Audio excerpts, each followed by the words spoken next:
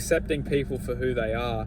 There is no negative within this world. We often attach ourselves to negativity and then attach that negativity to people and then believe that these people are attached to us. It's a very delusion. It's a massive delusion because it's not true.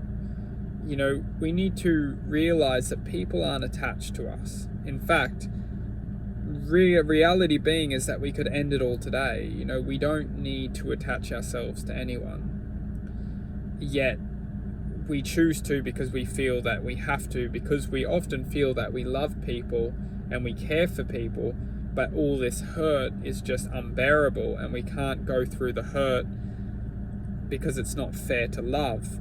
Well, it's actually quite true what we're feeling, but we've been diluted to our true essence. We've been given truth, or we've been given a taste of truth, and then our minds just dilute it with a whole heap of ignorance and a whole heap of just irrational programming, which is completely untrue to our nature. We often have the expression or the love for someone, but then our minds just confuse our point of attention, saying that the love isn't good enough, the love isn't enough, the love isn't worthy, the love isn't meaningful, the love isn't, they just dilute it. What we can understand is that we have the answer all along, that love is the answer, love is the truth, love is the awakening state of being that we all have the ability to connect to. Yet our minds will convince and attach our point of attention that love is attached to hurt, or love is attached to heartbreak, or love is attached to any kind of negativity negative force. And if we focus our attention on these vibrations of the distraction to the true power of love, we'll be distracted from it. And we might actually live our whole lives afraid to love because we're just being carried away by this nasty point of attention. It's not necessarily a nasty point of attention. We need to look at it as a vibrational field which hooks onto our point of attention and lures our attention into its, we're just become captive to this, or imprisoned within this narcissistic energy. And when we're imprisoned within it, we just become absolutely hateful towards love. We just can't stand love.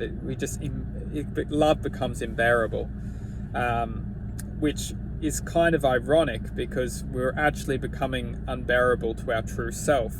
And then we will constantly be living within this world, deflecting against our true self and just creating this false image or false identity to our true self. When we can just stop for a second and understand that all we have is true love, and that true love is the essence of our divinity, and that the love itself is constructed to inflict truth within our world or within our perception, so then we can be guided to or back towards it. When we can accept and start being guided back towards our true love, we start to awaken to our true infinite potential, or true infinite purpose, or divine purpose, or expression of existence, without being contaminated against this narcissistic force.